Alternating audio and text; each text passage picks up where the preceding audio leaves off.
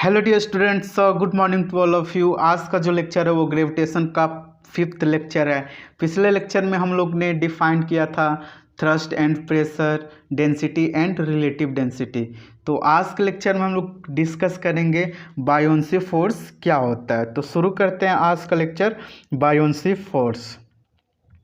जैसे हम अपने डेली लाइफ में देखते हैं कि बहुत सारे वस्तुएं या ऑब्जेक्ट होती हैं, वो पानी में वाटर में डूब जाते हैं, जबकि कुछ ऐसे भी वस्तुएं होते हैं जो वाटर में नहीं डूबते हैं।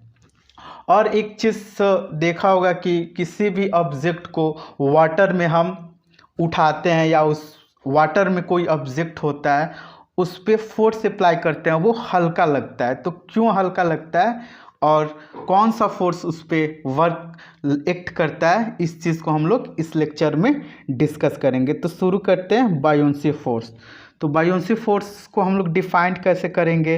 When an object is immerse in a liquid, its weight is acting downward and the liquid exert an upward force on the object.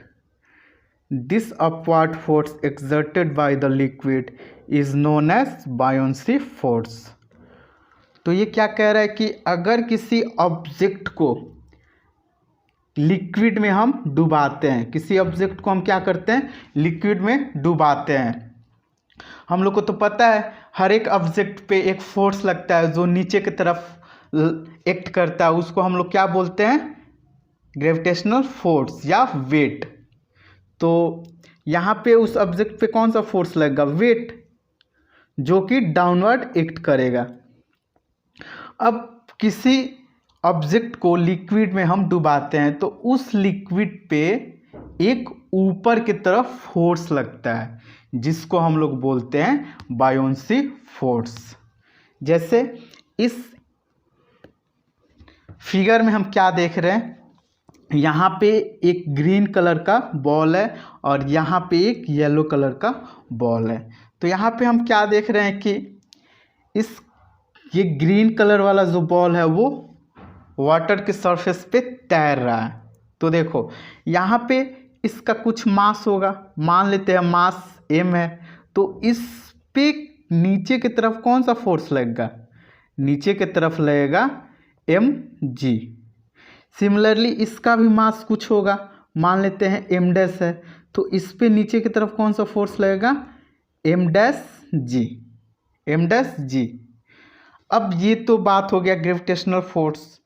अब ये जो ऑब्जेक्ट है लिक्विड में डूबा हुआ है, तो इस ऑब्जेक्ट पे एक ऊपर की तरफ फोर्स काम करता है जिसको हम लोग बोलते हैं बायोंसी फोर्स, जो यहाँ पे हम लोग देख रहे हैं। यहाँ भी इस पे कौन सा फोर्स लग रहा है, बायोंसी फोर्स। तो बायोंसी फोर्स के ही वजह से कोई ऑब्जेक्ट देख तो भारी से भारी ऑब्जेक्ट को भी पानी में हम आसानी से उठा सकते हैं। क्यों? क्योंकि उस ऑब्जेक्ट पे बायोंसी फोर्स ऊपर की तरफ वर्क करता है। अब हम लोग देखते हैं कि कुछ जो वस्तुएं होते हैं या ऑब्जेक्ट होते हैं वो वाटर पे तैरते हैं, वाटर पे क्या होते हैं, फ्लो करते हैं, और कुछ वस्तुएं वो वाटर के अंदर डूब जाती है। ठीक है, जैसे मान लेते हैं ये हमारे पास एक लकड़ी का ब्लॉक है, ठीक, और एक आयरन है। तो आयरन क्या देखते हैं कि जब भी आयरन का कोई भी ऑब्जेक्ट वाटर में डालते हैं तो वो क्या होता है, वाटर में नीचे की तरफ डूब जाता है। तो यहाँ पे ये ब्लॉक ऑफ वुडन ब्लॉक ये आयरन ब्लॉक है। अब यहाँ पे हम लोग देखते हैं कि वुडन ब्लॉक जो होता है वो वाटर के सरफेस पे तैरता है। क्यों तैरता है? क्योंकि यहाँ पे जो ये देखो नीचे की तरफ क्या है, वाटर, तो वाटर का अपना डेंसिटी होगा जिसको हम लोग लिखते हैं डेंसिटी ऑफ वाटर, रो जी। और डेंसिटी ऑफ ब्लॉक को मान लेते हैं रो ब्लॉक। यहाँ पे हम लोग डेंसिटी ऑफ आयरन ब्लॉक को मान लेते हैं डेंसिटी ऑफ आयरन। तो यहाँ पे हम क्या देखते हैं कि डेंसिटी जो आयरन का होता है, आयरन का होता है वो क्या होता है, डेंसिटी ऑफ वाटर से ज़्यादा होता है, इसलिए क्या होता है वाटर के अंदर डूब जाता है। जबकि इस केस में हमारा डेंसिटी ऑफ ब्लॉक क्या होता है, डेंसिटी ऑफ वुड जो होता है वो डेंसिटी ऑफ वाटर से कम होता है, इसलिए वाटर के ऊपर क्या होता है, तैरता है। तो सिंपल हम कह सकते हैं किसी भी ऑब्जेक्ट का डेंसिटी अगर वाटर के डेंसिटी से ज़्यादा है तो वो ऑब्जेक्ट उस वाटर में डूब जाएगा। नेक्स्ट हम लोग समझते हैं आर्किमिडीज प्रिंसिपल। तो आर्किमिडीज प्रिंसिपल क्या कहता है कि अगर किसी ऑब्जेक्ट को किसी लिक्विड में फुली या पार्शियली डुबोते हैं तो उस ऑब्जेक्ट पे एक ऊपर की तरफ फोर्स काम करता है जो कि इक्वल होता है उस ऑब्जेक्ट के कारण जो वाटर डिस्प्लेस किया रहता है उसके इक्वल होता है। तो इसको हम लोग कैसे डिफाइन करेंगे, when an object is immerse fully और partially in a fluid it experience an upward force that is equal to the weight of the fluid displaced by it. जैसे इस फिगर में हम लोग देख रहे हैं, इस फिगर में क्या है कि ये हमारे पास फ्लास्क है, इसमें वाटर यहाँ तक फिलअप किया हुआ है, ठीक। अब यहाँ पे हम लोग क्या देख रहे हैं, यहाँ पे एक 5 kg का ब्लॉक है, अभी ये ब्लॉक एयर में है, एयर में है, ठीक। तो इस ब्लॉक को जैसे ही इसमें डुबोया जाता है तो वाटर क्या होता है, ऊपर की तरफ उठने लगता है, और ऊपर उठने की वजह से यहाँ पे हम देख रहे हैं यहाँ पे पानी वाटर जो है वो बाहर निकलने लगता है और इस छोटे वाले टैब में आके इकट्ठा हो जाता है। तो जैसे तुम लोग ने सुना होगा कौवे वाला कहानी कि कौवा को प्यास लगी रहती है तो वो घड़ा में जो पानी होता है उसमें कंकड़ डालते जाता है और पानी का लेयर क्या होता है, ऊपर आता है और पानी पी के उड़ जाता है। तो यहाँ पे भी पानी का लेयर, वाटर का लेयर ऊपर आ रहा है और ऊपर आने के कारण इधर से गिर रहा है, तो यहाँ पे कुछ वाटर इकट्ठा हो जा रहा है, यहाँ पे कुछ वाटर इकट्ठा हो जा रहा है। अब इस वाटर के पास अपना मास होगा, अब इस मास पे जो ग्रेविटेशनल फोर्स लगेगा m डैश जी वो इक्वल होगा अपवार्ड फोर्स। तो यहाँ पे अपवार्ड फोर्स क्या हो जाएगा,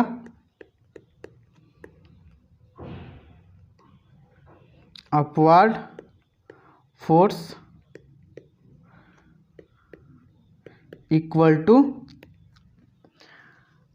weight of the fluid displaced by weight of the fluid displaced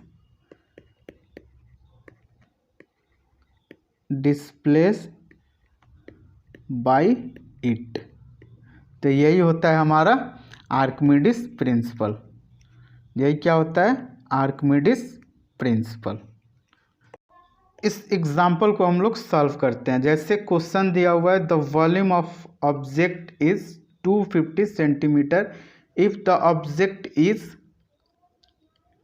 sink in water, calculate the volume of water displace by the object. यहाँ डेंसिटी ऑफ वाटर दिया हुआ है 1 ग्राम पर सेंटीमीटर क्यूब। तो सबसे पहले हम लोग गिवन डाटा लिख लेते हैं। गिवन डाटा में वॉल्यूम ऑफ ऑब्जेक्ट कितना दिया हुआ है, volume of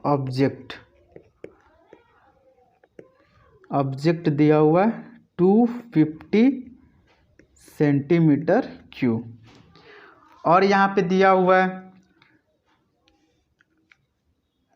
density of water 1 ग्राम पर सेंटीमीटर क्यूब। हम लोग को फाइंड क्या करना है, मास ऑफ वाटर वाटर क्या होगा, तो फाइंड करते हैं। ठीक है, इसको हम लोग डायग्राम के साथ समझते हैं। जैसे मान लेते हैं ये हमारे पास कोई फ्लास्क है, क्यूबिकल फ्लास्क है। ठीक, इसमें वाटर फिलअप है, इसमें वाटर भरा हुआ है। ठीक है, तो जैसे ही इसमें हम कोई ऑब्जेक्ट डालेंगे जिसका वॉल्यूम क्या है, मान लेते हैं इसका वॉल्यूम भी दिया हुआ है 250 सेंटीमीटर क्यूब। अब जैसे ही इसको अंदर डालेंगे तो वाटर का लेयर क्या होगा, बढ़ेगा, वाटर का लेयर बढ़ेगा। तो मान लेते हैं यहाँ से यहाँ तक वाटर का लेयर बढ़ गया। ठीक है, वाटर का लेयर यहाँ से यहाँ तक बढ़ गया। अब इस वाटर का हम लोग को वेट फाइंड करना है, इस वाटर का हम लोग को क्या करना है, वेट फाइंड करना है। सॉरी, इस वाटर का हम लोग को मास फाइंड करना है। तो मास इक्वल टू क्या हो जाएगा, यहाँ पे डेंसिटी इक्वल टू होता है ना मास अपॉन वॉल्यूम। तो यहाँ पे मास इक्वल टू क्या हो जाएगा, डेंसिटी इंटू वॉल्यूम। तो यहाँ पे देखो डेंसिटी ऑफ वाटर दिया हुआ है, देखो डेंसिटी ऑफ वाटर होगा, यहाँ पे डेंसिटी ऑफ वाटर कितना दिया हुआ है, 1 सेंटीमीटर 1 ग्राम पर सेंटीमीटर क्यूब। और यहाँ पे अब देखो यहाँ पे हम लोग को वॉल्यूम, अब ये इसका जो वॉल्यूम होगा क्या इसके इक्वल होगा। देखो कोई बल्ब हम लोग वाटर में डाल रहे हैं तो वाटर कितना ऊपर उसका लेयर बढ़ेगा, जितना बॉल का वॉल्यूम होगा उतना ही वॉल्यूम से ऊपर। बात यहाँ पे अलग है कि यहाँ पे वॉल्यूम क्या दिया हुआ है, स्फेरिकल दिया हुआ है, और यहाँ पे जो वॉल्यूम होगा वो क्यूबिकल होगा, बट दोनों का वॉल्यूम क्या होगा, सेम होगा। तो इसका वॉल्यूम इक्वल टू इसका वॉल्यूम, तो हम लोग लिख सकते हैं यहाँ volume of object, volume of object लिख सकते हैं ना।